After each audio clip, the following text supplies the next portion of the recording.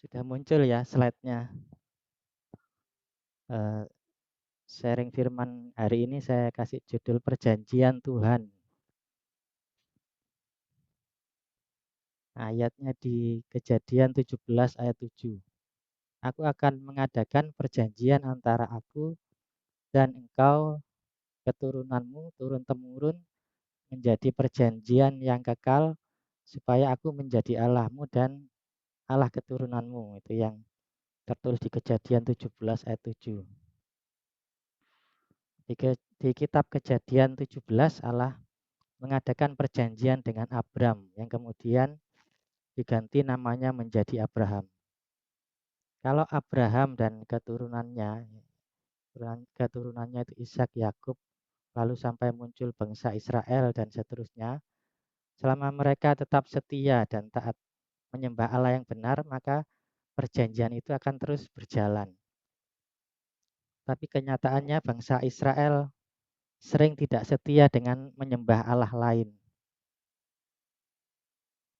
Pada akhirnya di zaman perjanjian baru, janji Allah tidak hanya kepada keturunan Abraham yaitu umat Israel Yahudi saja, tetapi juga berlaku kepada seluruh umat manusia.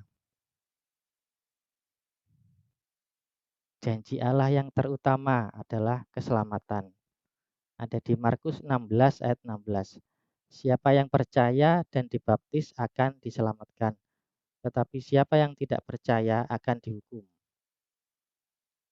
Setelah kematian manusia dan akhir dari segalanya dan pada waktu penghakiman, yang percaya akan masuk surga, yang tidak percaya akan masuk hukuman, dibuang ke alam maut. Percaya kepada siapa supaya kita bisa diselamatkan? Tentu percaya kepada Allah yang benar, yang menciptakan surga dan tahu jalan ke sana. Selain percaya, kita juga harus mengenal siapa Allah kita dan tahu apa yang menjadi kehendaknya. Supaya pada waktu penghakiman kita diselamatkan, juga selama hidup di dunia kita bisa menikmati berkat dan perlindungannya.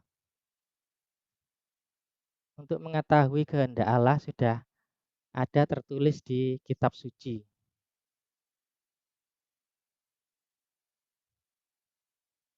Di seluruh kitab suci bisa disimpulkan menjadi dua bagian, yaitu berisi perintah dan janji. Perintah yaitu apa yang harus kita lakukan supaya sesuai dengan kehendak Allah. Janji yaitu kalau kita mau melakukan kehendak Allah, setelah mati pada waktu penghakiman diselamatkan masuk surga dan kita memperoleh berkatnya selama masih hidup di dunia. Ada dua perintah Allah yang terutama, yaitu satu, kasihilah Tuhan Allahmu dengan segenap hatimu dan dengan segenap jiwamu dan segenap akal budimu dan dengan segenap kekuatanmu. Yang kedua, kasihilah sesamamu manusia seperti dirimu sendiri. Yang pertama, perintah mengasihi Allah. Di Markus 12 ayat 30. Kasihilah Tuhan Allahmu dengan segenap hatimu dan dengan segenap jiwamu dan dengan segenap akal budimu dan segenap kekuatanmu. Apakah bisa mengasihi Tuhan Allah kita ya? Sedangkan kasih itu sumbernya dari Allah sendiri. Allah pencipta manusia dan kasih manusia sangat terbatas. Mengasihi Tuhan Allah itu adalah dengan satu, menyembah Allah yang benar, dua, menyembah Allah yang satu atau esa, tiga, menyembah Allah yang roh. Itulah cara manusia mengasihi Allah.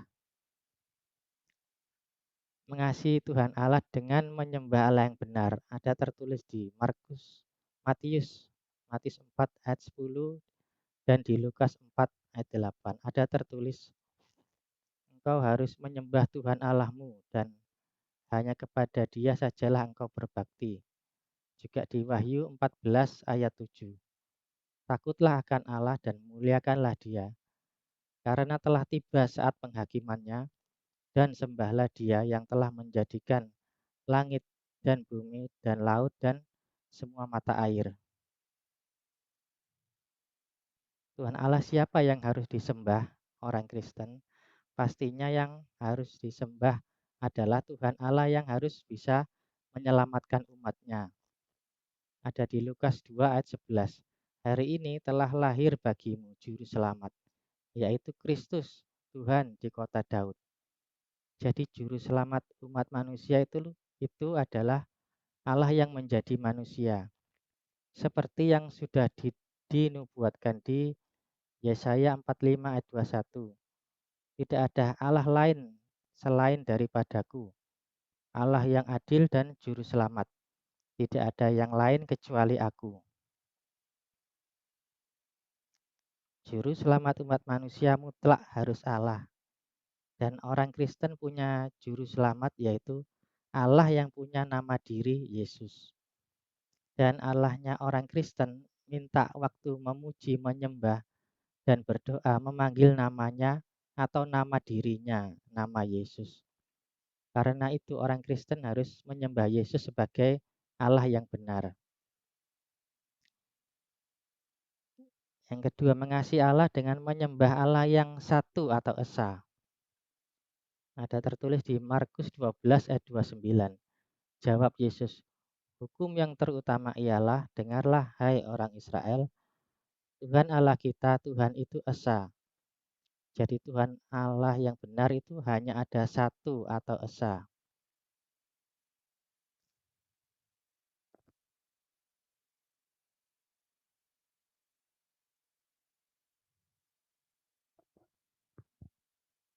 Ayat lain di Alkitab yang menyatakan dengan tegas bahwa Tuhan Allah itu satu atau hanya satu atau esa dari dulu, sekarang, dan selamanya tetap satu. Itu ada tertulis di Ulangan, di Maleaki, di Yohanes, di Roma, di 1 Korintus, di 1 Timotius, di Efesus sampai Yudas. Jadi menurut Alkitab, Tuhan Allahnya orang Kristen hanya ada satu.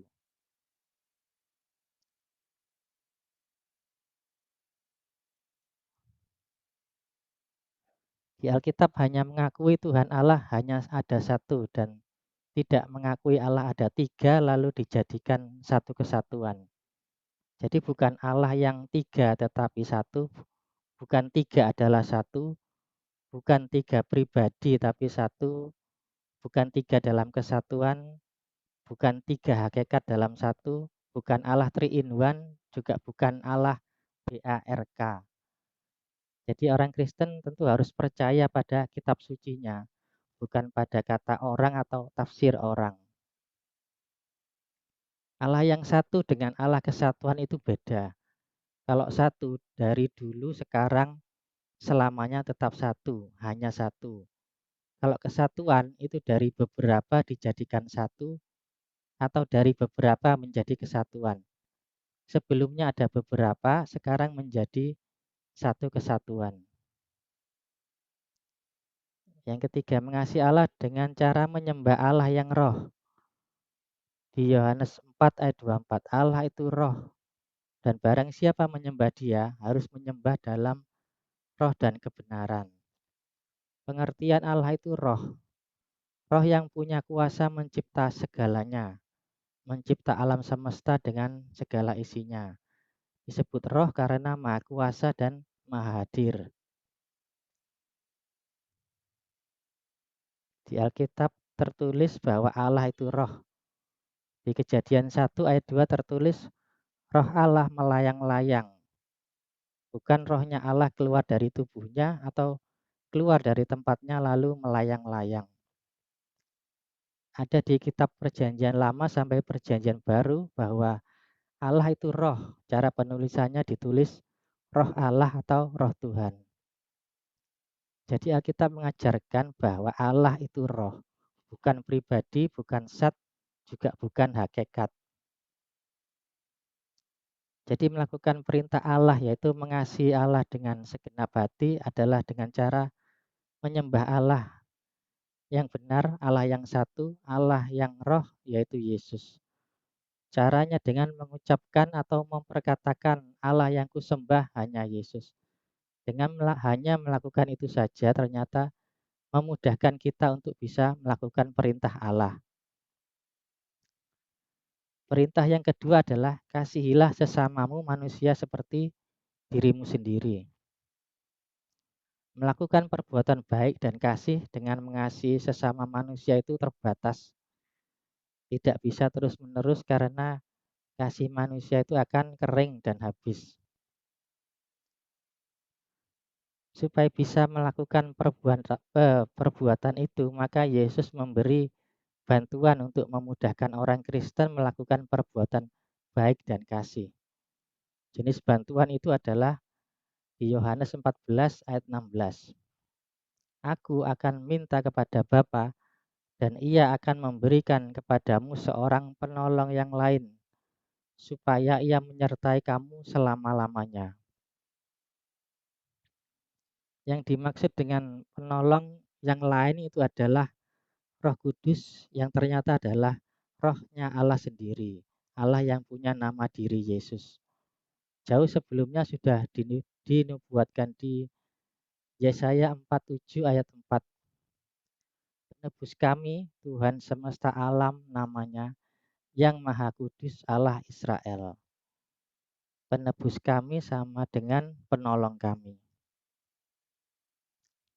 Dan sudah digenapi seperti tertulis di Matius 1 ayat 18. Kelahiran Yesus Kristus adalah sebagai berikut. Pada waktu Maria, ibunya bertunangan dengan Yusuf, ternyata ia mengandung dari Roh Kudus sebelum mereka hidup sebagai suami istri. Yesus setelah terangkat ke surga itu adalah Roh Kudus itu sendiri yang menjadi penolong orang Kristen supaya memudahkan kita melakukan perbuatan baik dan kasih.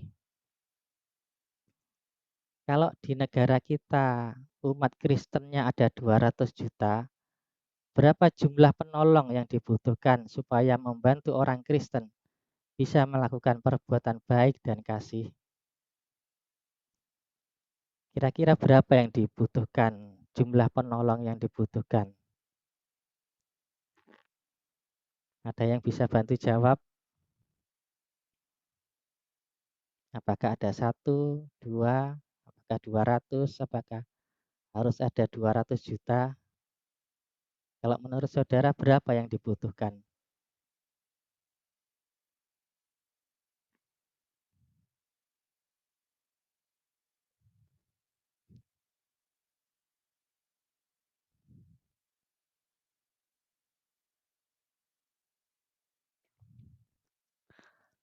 Ya saudara, jumlah penolong yang dibutuhkan hanya 1.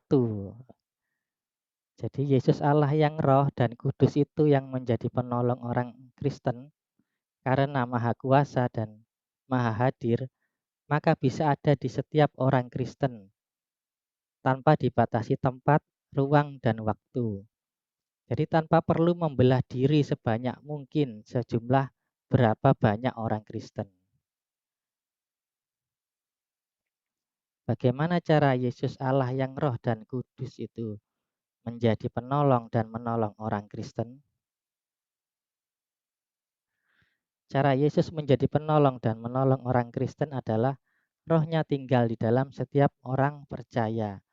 Ada di 1 Korintus 3 ayat 16. Tidak tahukah kamu bahwa kamu adalah bait Allah dan bahwa roh Allah diam di dalam kamu? Juga di 1 Korintus 6 ayat 19. Atau tidak tahukah kamu bahwa tubuhmu adalah bait Roh Kudus yang diam di dalam kamu, Roh Kudus yang kamu peroleh dari Allah dan bahwa kamu bukan milik kamu sendiri. Dengan tinggalnya Roh Kudus di dalam kita, maka Roh Kudus itu yang akan memimpin, membantu, memampukan, dan mendorong kita untuk melakukan perbuatan baik dan kasih. Bagaimana cara bekerja Roh Kudus itu menolong kita melakukan perbuatan baik dan kasih dan mengasihi sesama? Cara bekerja Roh Kudus atau Roh Allah adalah di 2 Timotius 3 ayat 17. Dengan demikian tiap-tiap manusia kepunyaan Allah diperlengkapi untuk setiap perbuatan baik. Cara yang diberikan Yesus untuk menolong kita supaya bisa melakukan mengasihi sesama ternyata mudah. Kita tinggal mengikuti saja perbuatan baik yang sudah disediakan Yesus. Bukan hanya itu, dengan Yesus yang jadi penolong kita juga dimampukan untuk melakukan lebih dari itu, yaitu melakukan seperti ini. Seperti di Imamat 19 ayat 18. Janganlah engkau menuntut balas dan janganlah menaruh dendam terhadap orang-orang sebangsamu. Juga seperti di Matius 5 ayat 44. Kasihilah musuhmu dan berdoalah bagi mereka yang menganiaya kamu. Karena Yesus sang penolong itu sumbernya kasih. Kasihnya yang melampaui kasih manusia. Kasih yang bisa membuat manusia melakukan perbuatan kasih lebih dari biasanya. Dengan kita melakukan satu, menyembah Allah yang benar, Allah yang satu, Allah yang roh yaitu Yesus Kristus. Dua, percaya dan mengakui bahwa tubuhku adalah bait Allah dan roh Allah tinggal di dalamku. Caranya kita melakukan dengan mengucapkan atau memperkatakan di mana saja, kapan saja, dan dalam kondisi apapun.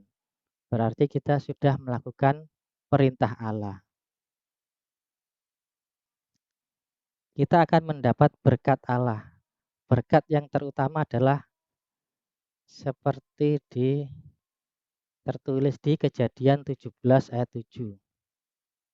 Aku akan mengadakan perjanjian antara aku dan engkau, keturunanmu turun-temurun, menjadi perjanjian yang kekal, supaya aku menjadi Allahmu dan Allah keturunanmu. Karena Yesus yang menjadi Allah kita, maka janji yang terutama yaitu keselamatan. Dijamin selamat masuk ke surga. Karena kita sudah menjadikan Yesus sebagai Allah, berkat lain yang kita dapatkan adalah berkat kerajaan Allah. Ada di Matius 6 ayat 23. Tetapi carilah dahulu kerajaan Allah dan kebenarannya, maka semuanya itu akan ditambahkan kepadamu. Carilah dahulu kerajaan Allah adalah kita percaya dan mengakui dan menyembah Yesus sebagai Allah yang benar, yang roh dan hanya satu, dan percaya tubuhku adalah bait Allah. Kebenarannya adalah Yesus sendiri sebagai Raja di kerajaan Allah, Raja sumber segala, yang berkuasa memerintah dan mengalirkan berkat-berkat ke dalam diri kita. Akan ditambahkan kepadamu adalah, jadi seolah-olah sumber segala itu, Allah sumber segala itu yang sudah ada di dalam kita, dan sanggup menyediakan segala berkat yang kita butuhkan, yang kita perlukan untuk menjalani hidup sehari-hari. Itulah berkat pemeliharaan Tuhan. Memberi berkat pertolongan sewaktu kita susah, berbeban berat, dan dalam kondisi kering dan seret. Apakah benar kita ini disertai Tuhan? Di 1 Samuel 18 ayat 14. Daud berhasil di segala perjalanannya, sebab Tuhan menyertai dia. Kita mendapat berkat yang sama seperti Daud, yaitu dengan Tuhan Yesus sendiri yang menyertai kita dengan menjadikan tubuh kita sebagai bait Allah dan tinggal di dalam kita. Yesus juga disebut Immanuel, Immanuel yang berarti Allah menyertai kita. Apakah benar kalau tubuh kita ini bait Allah dan roh Allah tinggal di dalam kita? Maka berkat-berkat Allah akan menyertai kita selama hidup di dunia. Ternyata sudah pernah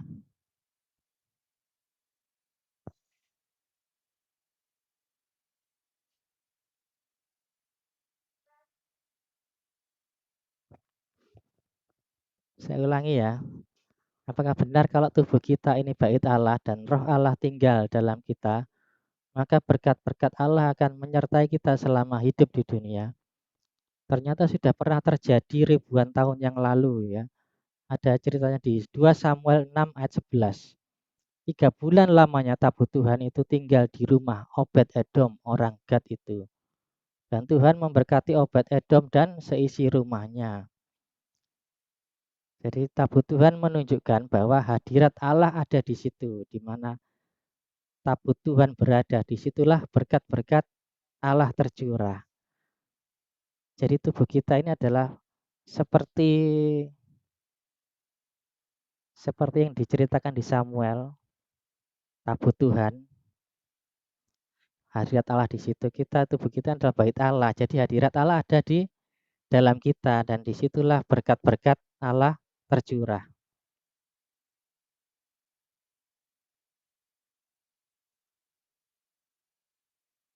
Kesimpulannya, dengan kita melakukan perintah Allah, yaitu mengasihi Allah dengan cara menyembah Allah yang benar, yang roh dan hanya satu, yaitu Yesus, percaya dan mengakui bahwa tubuhku adalah bait Allah, maka kita mendapat berkat kerajaan Allah, yaitu mendapat berkat pemeliharaan dan perlindungan pada waktu mati dan akhir dari segalanya. Pada hari penghakiman kita akan selamat masuk surga asal selama kita hidup taat dan setia menyembah Yesus.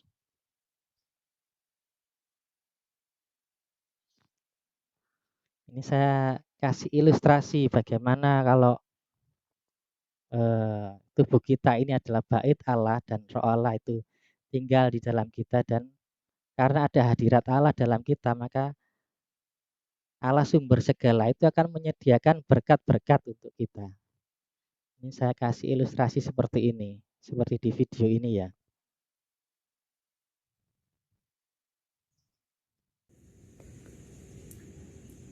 Jadi kita ini seperti gelas kosong yang dijadikan bait Allah. Dan air yang mengalir ini adalah berkat-berkat Allah yang diisikan ke dalam kita. Jadi biarkan kita ini diisi penuh sama hadirat Allah. Jadi berkat Allah itu sudah ada untuk kita di situ ya. Lalu yang air yang tumpah ini, itu kita bisa melakukan, Allah memberi kita kemampuan untuk berbuat baik, berbuat kasih, memberkati, mengampuni, ya yang lain-lain apa saja yang kita butuhkan, asal kita mau terus diisi penuh seperti ini, seperti gelas yang diisi air ini.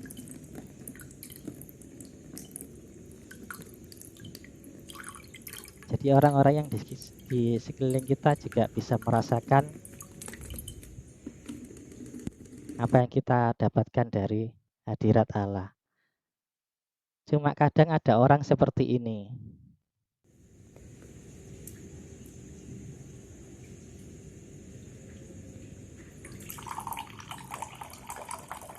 Diisi sebentar,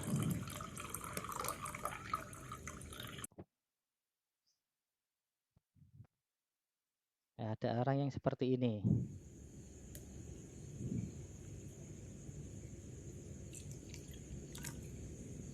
Nah, diisi sebentar, jadi seperti merasa sudah rohani atau seperti malah sudah terberkati, lalu dibagikan.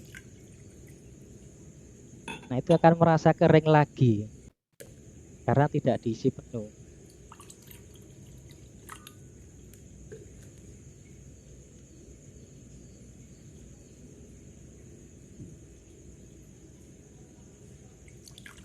Nah, kalau kita mengasihi seperti ini, mengasihi manusia seperti ini, kita akan kering, habis, kasih kita akan kering dan habis. Yang betul adalah seperti ini, seperti tadi itu ya.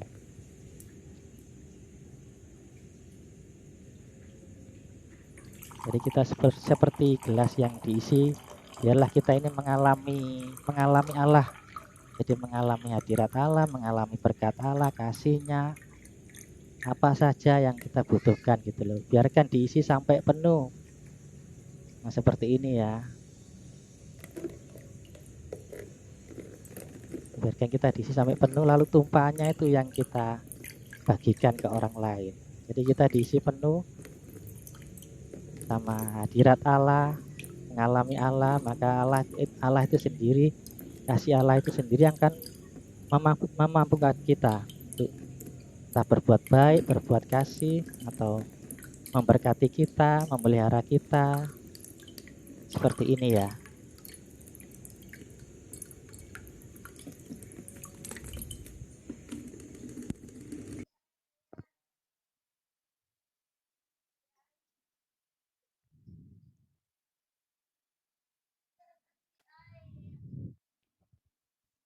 Nah, seperti itu saudara ya. Eh, Seperti itu ya tadi yang saya sharing firman yang saya sharingkan. Semoga menjadi berkat untuk kita semua yang mendengarkan. Kita doa berkat dulu, ya, kita doa firman dulu. Terima kasih Tuhan, Yesus Allah kami yang benar, kami berdoa untuk kami semua yang sudah mendapat berkat firman-Mu. Semoga kami bisa mengalami hadirat-Mu, kami bisa mengalami berkat-Mu, kami bisa dalam hidup ini kami bisa mengerti akan kehendak-Mu dan melakukan perintah-Mu. Karena kami percaya Engkau Yesus yang sudah menyediakan semuanya untuk kami, untuk melakukan perintah Allah, untuk melakukan perbuatan baik. Dan kami percaya Yesus sudah memenuhi kami dengan hadirat Allah, dengan kasih, dengan berkat, dengan apa saja yang kami butuhkan setiap hari. Kami juga berdoa untuk anak-anak pemuda remaja, juga saudara-saudara yang lain. Tuhan Yesus juga berkati berkelimpahan di mana saja mereka berada, di pekerjaannya, di rumahnya, di apa saja aktivitasnya. Tuhan Yesus berkati berkelimpahan. Terima kasih Tuhan. Dalam nama Yesus Allah yang benar kami berdoa. Haleluya. Amin.